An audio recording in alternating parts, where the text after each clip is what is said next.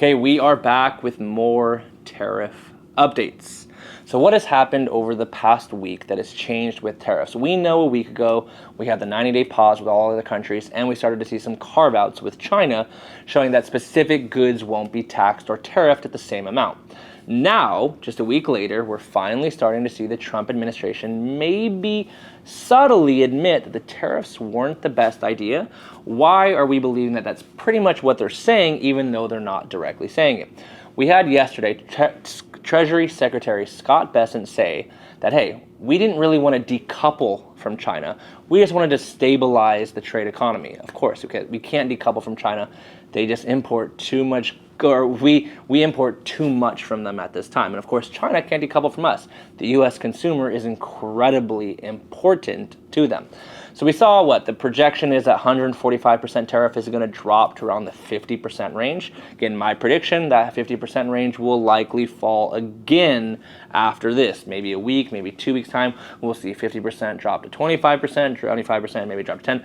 There will eventually be an agreement. Again, I don't know what the agreement is going to say, but we're going to continue to see this trade war de-escalate. Those are literally Scott Besson words, not mine. We even had Trump basically confirm this, saying, hey, we want to talk to China. We want to figure out how we can get a trade deal imminent, right? The reason why they are walking this back is it's just simple. The markets have not reacted kindly. Stock market has moved down quite a bit. It had a rally this week. Why has it had a rally this week? Simple.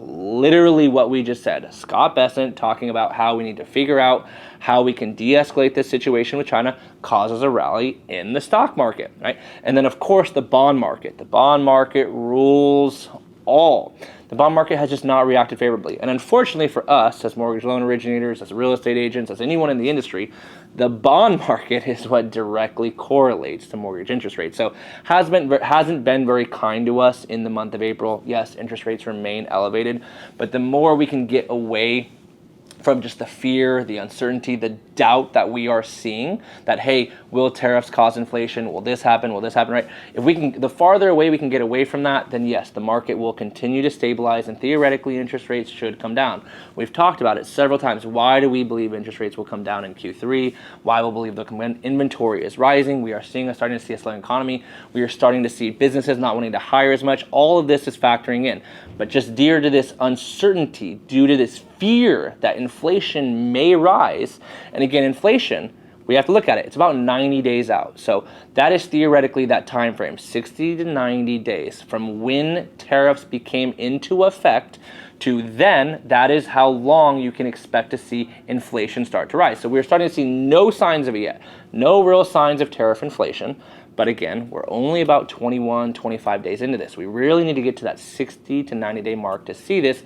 And that is the worry. We are worried that, hey, inflation is going to come out. We saw a massive amount of imports in Q1 that theoretically usually leads to producer prices going up. So again, that is the fear. We need to just get a few more months into this. Once we do stabilize, hopefully no inflation, hopefully it comes down. So that is what we have today. If you have any questions on this, please feel free to reach out. I didn't cover what I wanted.